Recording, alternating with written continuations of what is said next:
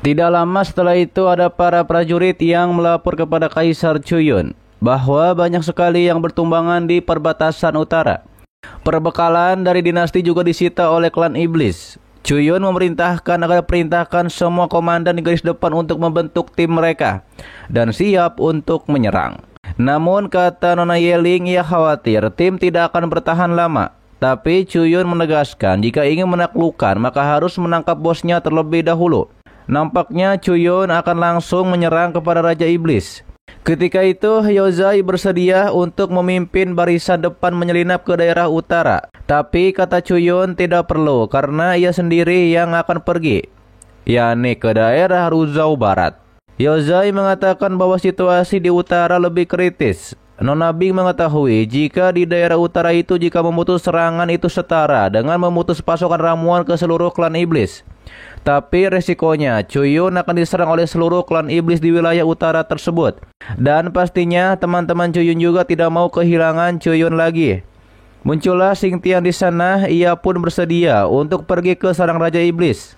Walaupun Chuyun sudah mengingatkan, Xingtian tetap ingin ke sana.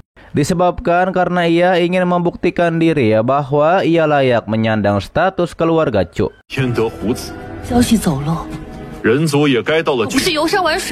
Sementara itu di wilayah perbatasan, dua prajurit melapor kepada Liu Xiang bahwa Liu Xiang terlalu lama menyelinap ke klan iblis. Ia khawatir para prajurit tidak mampu bertahan menyusup ke klan iblis lagi. Namun Liu Xiang mengatakan jika tidak menghabisi klan iblis maka akan banyak tentara yang akan meninggoy. Liu Xiang pun berharap bahwa Chuyun ada di sini. Dengan begitu ia bisa bekerja sama dengan Chuyun, yakni untuk menyerang luar dalam di klan iblis. Kemudian salah satu prajurit memberikan surat kepada Liu Xiang yang ternyata itu surat yang memberitahukan bahwa Chuyun dan tim menyerang ke sarang iblis besok. Liu Xiang memerintahkan para prajurit itu untuk menyiapkan makanan dan ramuan yang bagus untuk Chuyun dan tim. Ia juga memerintahkan para prajurit untuk bersiap bertempur bersama-sama dengan Chuyun nanti. Liu Xiang juga berharap bahwa Liu Yun ini adalah orang yang sebanding dengan Chuyun, yang padahal itu adalah Chuyun sendiri. Waduh, lagi-lagi terjadi Chuyun sendiri. Chuyun ada berapa ini? Di sisi lainnya kembali kepada Chuyun dan tim. Di sana ada Xingtian yang memberikan sebuah harta kepada orang yang menunjukkan jalan ke sarang iblis yang adalah seorang pemandu jalan. Hingga akhirnya Chuyun dan tim sampai di suatu pedesaan. Di sana ada suatu kedai. Chuyun dan tim akan berteduh dan makan di sana.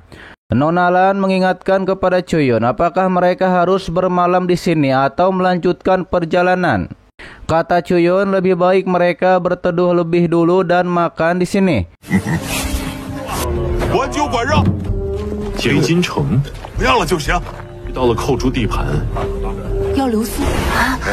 Namun ketika itu orang yang pemandu jalan memberikan makanan yang diinginkan oleh bocil. Bocil itu adalah putra dari pemilik kedai. Bocil itu memakan makanan daging tersebut yang membuatnya langsung tepar. Tapi dengan kekuatan Chuyun ia menyembuhkan bocil tersebut. Chuyun dan tim akan langsung berangkat ke sarang iblis. Pemilik kedai bersama para warga meminta maaf kepada Chuyun. Tadinya mereka ingin meracuni Chuyun. Justru malah Chuyun yang menyembuhkan. Para warga mengingatkan agar Chuyun cepat pergi karena orang-orang kota emas hitam akan menangkap orang lagi untuk membuat pil.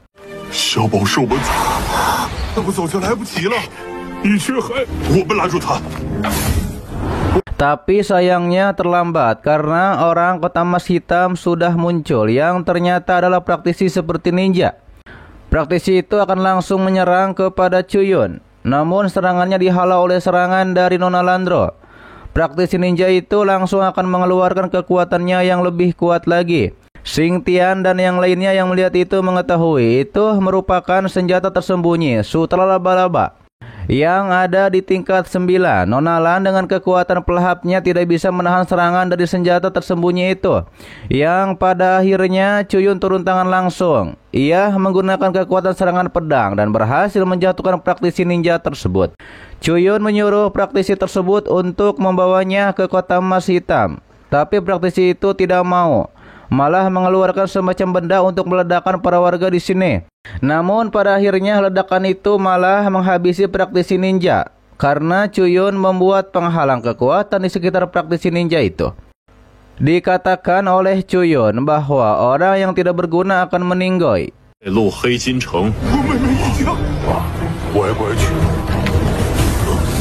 Terlihat Chuyun mendapatkan peta untuk menuju kota emas hitam. Para warga berterima kasih kepada Chuyun, tapi mereka khawatir jika praktisi dari kota emas akan datang lagi untuk menculik mereka. Ditambah lagi keluarga kerajaan Dachu tidak melindungi. Yang akhirnya Chuyun membuat penghalang kekuatan di sana. Chuyun bilang bahwa formasi ini dapat melindungi para warga selama 3 hari. Salah satu warga menanyakan apakah Chuyun bisa merebut kembali kota emas hitam hanya dalam waktu 3 hari. Chuyun menjanjikan bahwa gerbang kota emas hitam akan dibuka untuk para warga dalam 3 hari. Salah satu warga pun memberikan poster putrinya. Ia meminta Chuyun untuk menemukan putrinya di kota emas hitam. Hingga akhirnya Chuyun dan tim pun berangkat ke kota emas hitam. Para warga menghormat kepada Chuyun dengan cara bersujud sebagai ucapan terima kasih kepada Chuyun.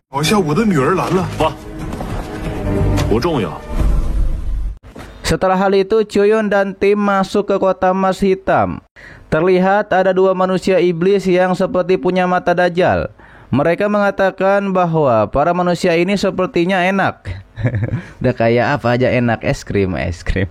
Salah satu dari pengawalnya Xingtian pun nampaknya takut untuk masuk ke pedalaman klan iblis. Tapi Xingtian bilang kepada pemandu jalan itu bahwa ia tidak penakut seperti pemandu jalan. Namun ketika itu Chuyun dan tim dihadang oleh orang-orang pribumi dari kota emas hitam yang adalah tentara monster. Mereka mengatakan beraninya Chuyun dan tim datang ke wilayah Kaisar Kozo. Pemandu jalan mengatakan bahwa mereka di kota emas hitam ini untuk melakukan bisnis. Tentara monster itu pun mengecek yang sepertinya Chuyun dan tim bukan untuk melakukan bisnis. Hingga akhirnya Chuyun dan tim akan dibawa ke area penambangan untuk menambang. Diperlihatkanlah di area penambangan banyak sekali manusia yang disiksa untuk menambang. Kemudian Chuyun dan tim pun disuruh untuk menambang. Xingtian menanyakan kepada 2 penambang apakah pernah melihat Kaisar Kozo atau Hong Ao.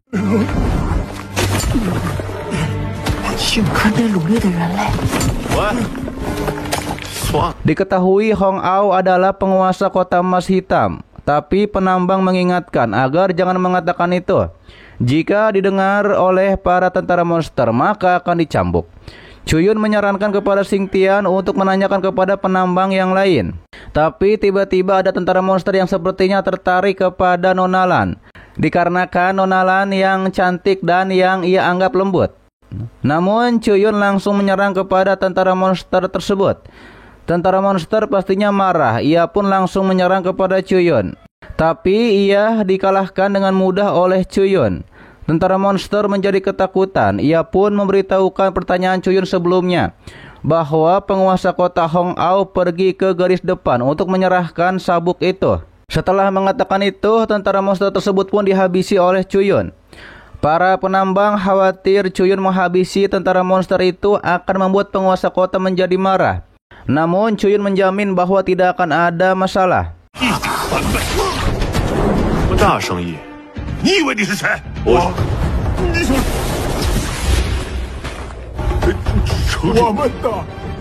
Di sisi lainnya diperlihatkanlah di hutan ada penguasa Hong Ao. Ia sedang bersama para bawahannya. Tidak lama muncullah Chuyun di sana. Chuyun tidak basa-basi dan menanyakan di manakah Kaisar Kozo. Hong Ao menyuruh para bawahannya untuk menyerang kepada Chuyun dan tim. Hingga akhirnya Xingtian Nonalan bertarung melawan Hong Ao. Chuyun juga bertarung melawan Hong Ao. Walau Hong Ao sudah dipukul mundur oleh Chuyun.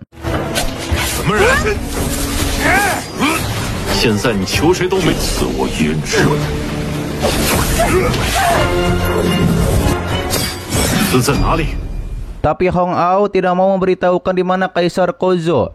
Ia juga merendahkan Chuyun bahwa manusia tercela seperti Chuyun tidak berhak untuk menemui Kaisar Kozo. Kemudian Hong Ao menggunakan kekuatan laba-labanya untuk menyerang kepada Chuyun. Ia berniat untuk menghabisi Chuyun dengan mayat utuh agar bisa diberikan kepada Kaisar Kozo. Chuyun pun ditangkap oleh jaring laba-laba dari Hong Ao. Akan tetapi Chuyun bangkit dengan kekuatan pedang. Chuyun menyerang dengan pedang yang besar dari atas dan berhasil menghabisi Hong Ao.